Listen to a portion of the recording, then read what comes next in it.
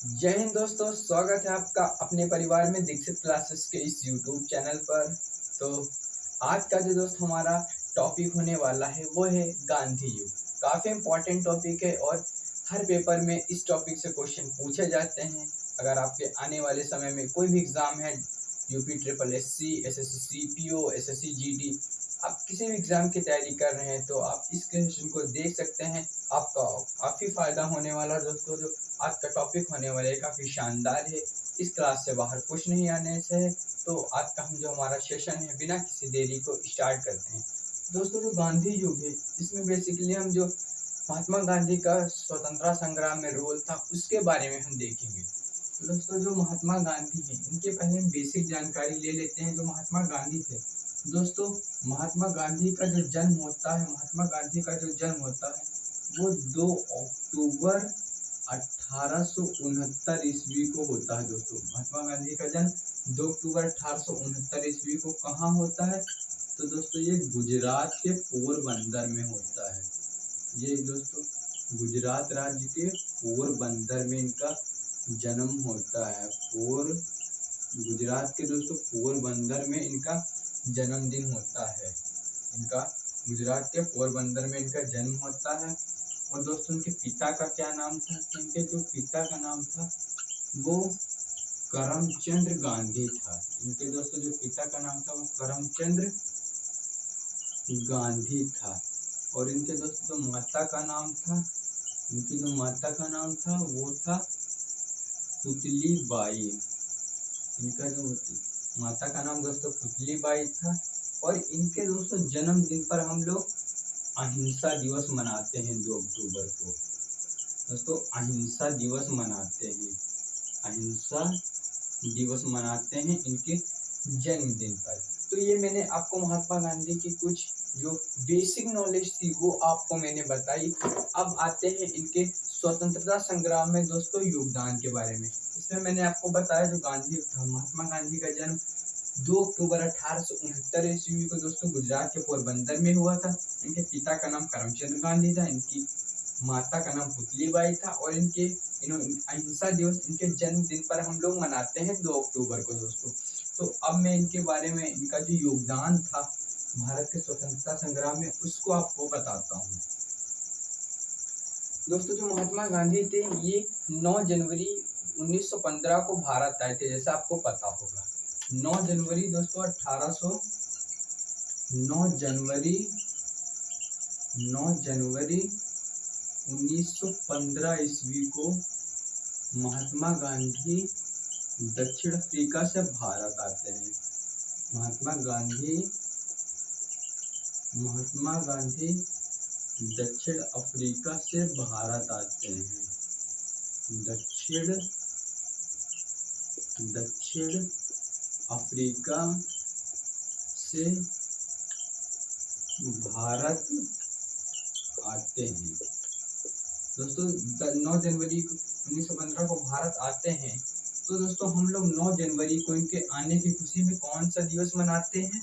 तो हम लोग क्या मनाते हैं दोस्तों? प्रवासी दिवस। इनके भारत आगमन पर हम लोग 9 जनवरी को इनके जन्मदिन पर दोस्तों प्रवासी दिवस मनाते हैं। स्टैटिक जीके का एक प्रश्न है जो आपको याद रखना है, काफी बार पेपर में पूछा गया है कि प्रवासी दिवस क्यों मनाते हैं। तो जब महात्मा गांधी 9 जनवरी 1915 को भारत आए थे तो उसी की खुशी में हम लोग 9 जनवरी को दोस्तों भारतीय प्रवासी दिवस मनाते हैं।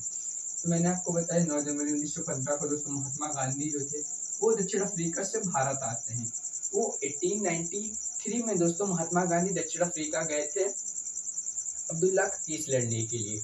तो वहाँ भी महात्मा गांधी के साथ भेदभाव होता है। दक्षिण अफ्रीका में भी ब्रिटिश के खिलाफ इन्होंने कुछ एक्शन लिए थे, लेकिन जो भारत में इन्होंने स्वतंत्रता संग्राम में योगदान दिया था दोस्तों वो देते हैं ये जब 1915 में ये भारत आ जाते हैं। तो ये 9 जनवरी 1915 को भारत आ जाते हैं। 9 जनवरी 1915 को दोस्तों ये भारत आ जाते हैं। और अब ये जो एक तरह से ब्रिटिश का यहाँ पर दोस्तों जुल्म बढ़ रहा था, तब महात्मा गांधी एक्शन लेते हैं दोस्तों इसके खिलाफ। इसके खिलाफ। तो अब हम आगे देखते हैं दोस्तों जो महात्मा गांधी का पहला अंग्रेजों से सामना होता है, जो पहला अंग्रेजों से दोस्तों सामना होता है वो होता है जो चंपारण सत्याग्रह में। वो दोस्तों कहाँ पर होता है? चंपारण दोस्तों, चंपारण सत्याग्रह। दोस्तों चंपारण सत्याग्रह आपको हेडिंग डालनी है, चंपारण सत्याग्रह। ये होता है दोस्तों 1917 ईस्वी में। 1917 ईस्वी में दोस्तों बिहार के चंपारण जिले में जो तो अंग्रेज थे, वो जो भारतीय किसान थे उन पर 1/3 ईसाई पर दोस्त कर लेते थे। 1/3 जमीन के भाग पर कर लेते थे। तो एक बार वहां पर सूखा पड़ गया 1917 ईस्वी में, तो जो किसानों की जमीन पे फसल अच्छी नहीं हो पाई। लेकिन जो ब्रिटिश थे उनको मेरे भाई जो एक तरह से कर देना था। इससे जो वहाँ की जनता थी वो काफी क्रोशित हो गई। और वहाँ के मेरे भाई नेता थे किसान यूनियन के नेता थे रामचंद्र शुक्ल। रामचंद्र रामचंद्र शुक्ल थे जो किसान यूनियन के नेता थे।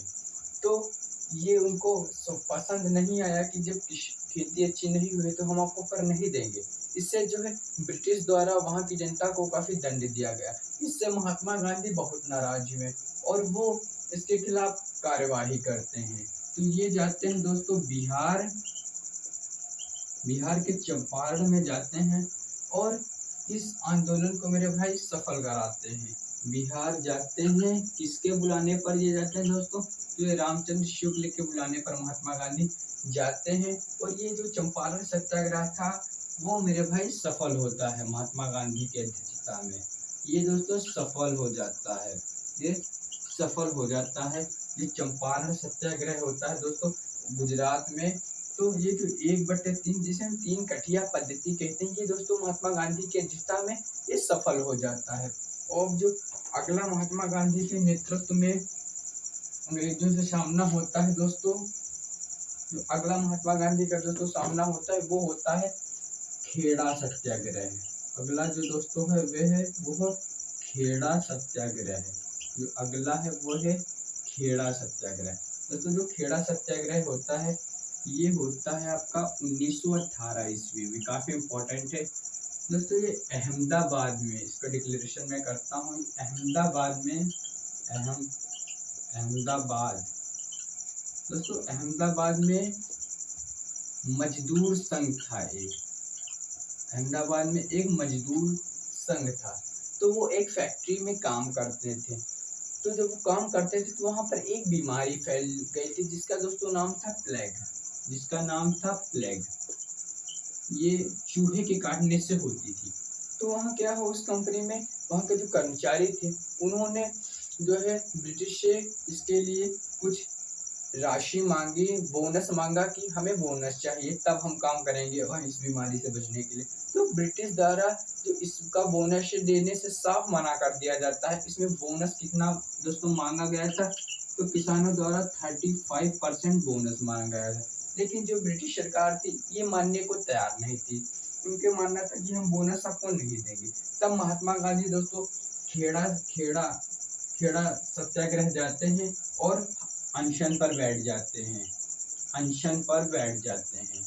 यानी कि भूख हड़ताल पर महात्मा गांधी जी बैठ जाते हैं। और तब मेरे भाई ये भी सफल हो जाता है। ये भी उनका जो सत्याग्रह था ये भी सफल हो जाता है जब महात्मा गांधी अनशन पर बैठ जाते हैं। और किसानों को, जो मजदूरों को दोस्तों 35% का जो बोनस मिलना था वो अब ब्रिटिश सरकार देने को राजी हो जाती है।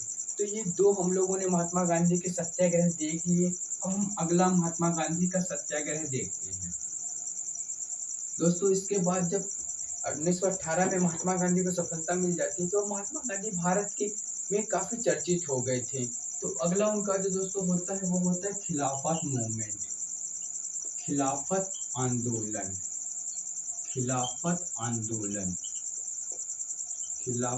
आंदोलन। ये भी काफी इम्पोर्टेंट है।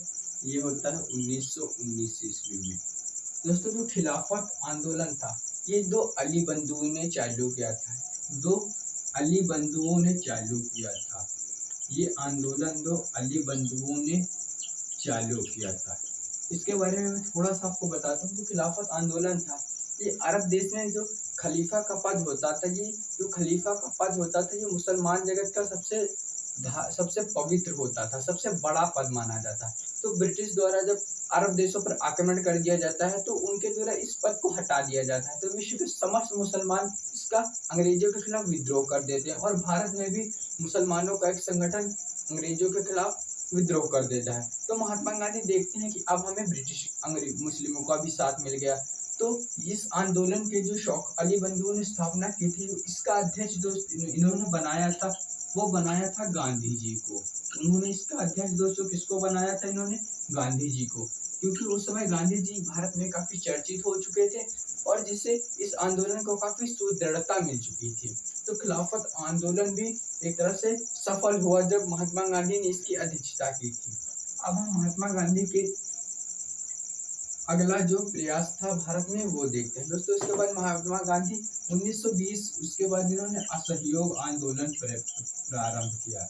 उसके बाद दोस्तों इन्होंने असहयोग आंदोलन की शुरुआत की, नॉन कॉपरेशन मूवमेंट जिसे हम इंग्लिश में कहते हैं। दोस्तों जो असहयोग आंदोलन की शुरुआत की ये कब की थी? तो ये 1920 ईस्वी में असहयोग आंदोलन बेसिकली जो महात्मा गांधी ने स्टार्ट किया था वो इसलिए किया था कि अब हम अंग्रेजों का सहयोग नहीं करेंगे, क्योंकि इससे पहले जब पहला विश्व युद्ध 1914 से 1918 तक चलता है तो काफी भारत के लोगों ने अंग्रेजों की मदद की थी ताकि जब पहला विश्व युद्ध खत्म होगा तो अंग्रेज हमें मेरे भाई आज़ादी देंगे। लेकिन वो अपनी बात से साफ मुकर जाते हैं और वो आज़ादी नहीं देते हैं। उसके बाद महात्मा गांधी जी असहयोग आंदोलन स्टार्ट करते हैं। असहयोग का मतलब सहयोग ना करना। तो ये आंदोलन शुरुआत करते हैं, इसका बेसिकली यही पर्पस, हम अंग्रेजों का सहयोग नहीं करेंगे और जो है हम अपने ऊपर निर्भर होंगे, अपने कपड़े बनाएंगे, अंग्रेजों द्वारा जो वस्तुएं प्रदान की जाती है हम उन्हें नहीं करेंगे। इसका बेसिकली ये मतलब था और ये महात्मा गांधी द्वारा स्टार्ट किया गया था। गांधी जी द्वारा इसको शुरू किया गया था और इस आंदोलन में काफी कुछ घटता है मेरे भाई। इसमें काफी लोगों को गिरफ्तार कर लिया जाता है, जैसे लाला लाजपत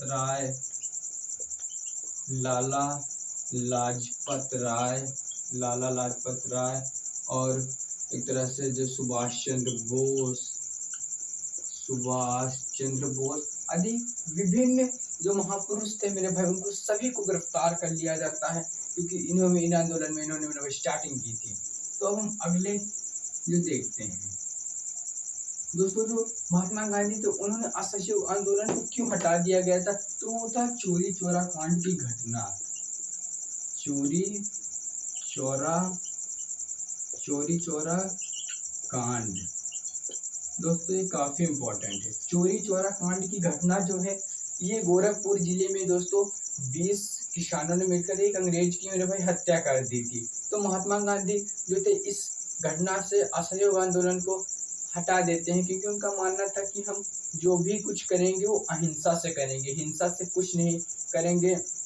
और शायद महात्मा गांधी द्वारा ये गलत निर्णय था क्योंकि उस समय जो एक तरह से असहयोग आंदोलन अपने जेनीथ पर पहुंच चुका था। अगर महात्मा गांधी हो सकता उसको मेरे भाई नहीं हटाते आंदोलन को तो हमें आज़ादी मिल सकती थी शायद।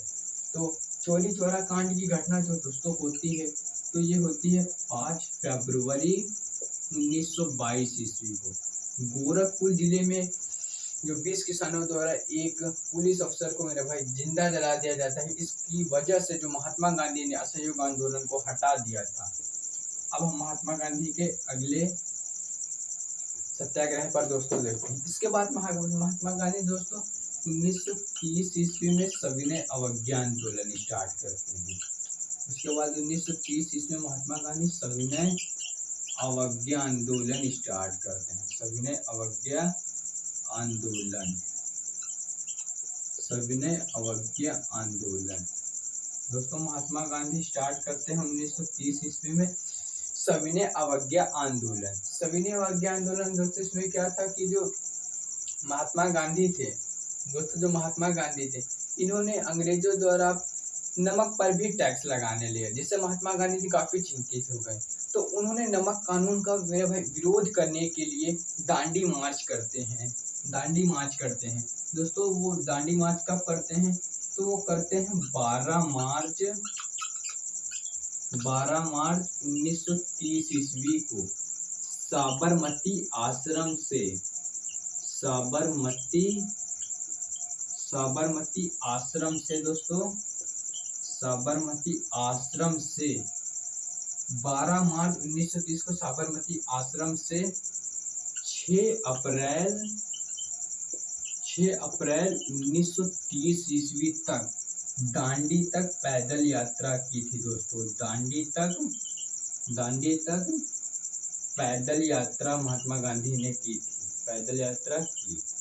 इसमें इनके साथ जो थे दोस्तों 75 सहयोगी थे, जिसमें सरोजनी नायडू भी थी। 75 सहयोगी थे। और इन्होंने कितने किलोमीटर की दोस्तों दूरी तय की थी? तो इन्होंने जो है 365 किलोमीटर की दोस्तों उन्होंने दूरी तय की थी पैदल चलकर। और 6 अप्रैल 1930 ईस्वी को मेरे भाई दांडी पहुंचकर नमक कानून को तोड़ा था। और 6 अप्रैल को ही इन्होंने सविनय अवज्ञा आंदोलन की शुरुआत कर दी थी, जब नमक कानून का इन्होंने विरोध किया तोड़कर। अब हम अगले टर्न पर आते हैं दोस्तों। जो सविनय अवज्ञा आंदोलन होता है वो महात्मा गांधी जब 6 अप्रैल को दांडी पहुंच जाते हैं तो 6 अप्रैल को वहां से दोस्तों ये स्टार्ट कर देते हैं जो सविनय अवज्ञा आंदोलन होता है। हम अगले आंदोलन की ओर इनके बढ़ते हैं दोस्तों। उसके बाद महात्मा गांधी जो है उन्होंने भारत छोड़ो आंदोलन शुरुआत की। भारत छोड़ो आंदोलन दोस्तों। जो भारत छोड़ो आंदोलन है यह महात्मा गांधी के जीवन का आखिरी आंदोलन होता है। ये कब होता है? तो ये दोस्तों 9 अगस्त 1942 में महात्मा गांधी जी स्टार्ट करते हैं। और इस आंदोलन का मतलब ही था कि अंग्रेजों को अब भारत से बाहर करना है तो करना है, क्योंकि 1939 ईस्वी में द्वितीय विश्व युद्ध स्टार्ट हो चुका था और अंग्रेज व्यस्त थे द्वितीय विश्व युद्ध लड़ने में। तो महात्मा गांधी के मन में एक विचार आया कि ये बहुत सही मौका है, अब हम ब्रिटिश के ऊपर और दबाव बनाकर इनसे हम आज़ादी ले सकते हैं। और ये सही भी हुआ। महात्मा गांधी ने 9 अगस्त 1942 को संपूर्ण भारत में कह दिया कि भारत छोड़ो आंदोलन, और नारा दिया कि इस बार करो या मरो। महात्मा गांधी ने नारा दिया करो या मरो। इससे जो देशवासियों के बीच में एक राष्ट्र प्रेम की भावना जागृत हुई और भारत के सभी लोगों ने इसमें बढ़ चढ़कर दोस्तों अपना योगदान दिया। तब महात्मा गांधी, सुभाष चंद्र बोस, काफी जो महान नेता थे दोस्तों उनको ब्रिटिश द्वारा गिरफ्तार कर लिया गया। और इस आंदोलन की बागडोर जो थोड़े कम लेवल के नेता थे, जैसे लोक नारायण, जयप्रकाश नारायण, जेबी कृपलानी द्वारा इस आंदोलन को संभाला गया। तो ये कुछ जो इम्पोर्टेंट आपको मैंने मोमेंट्स बताए महात्मा गांधी द्वारा दोस्तों स्टार्ट किए हुए, काफी इम्पोर्टेंट है।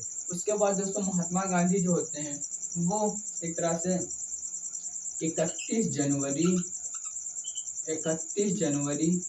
1948 ईस्वी में इनकी डेथ हो जाती है। महात्मा गांधी की डेथ हो जाती है। कैसे दोस्तों हो जाती है? तो जब ये दिल्ली के बिरला हाउस में दोस्तों ये जाते हैं प्रेयर के लिए, तब जो होता है वहां पर नाथूराम गोडसे इनकी गोली मारकर दोस्तों हत्या कर देता है। और वो दिन भारत के इतिहास में मेरे भाई 30 जनवरी को शहीद दिवस के रूप में मनाया जाता है प्रत्येक साल। तो इस वीडियो में मेरे भाई मैंने आप सभी को जो है गांधी युग से जितने भी क्वेश्चन बन सकते थे मैंने आपको सभी करा दिए। जो इम्पोर्टेंट मूवमेंट्स थे, quit India movement, non cooperation movement, अब मैंने आपको सभी बता दिया, एक्सप्लेन कर दिया। तो मेरे भाई आपने अपना ख्याल रखिएगा। अब हम मिलते हैं नेक्स्ट वीडियो में। जय हिंद, जय भारत दोस्तों।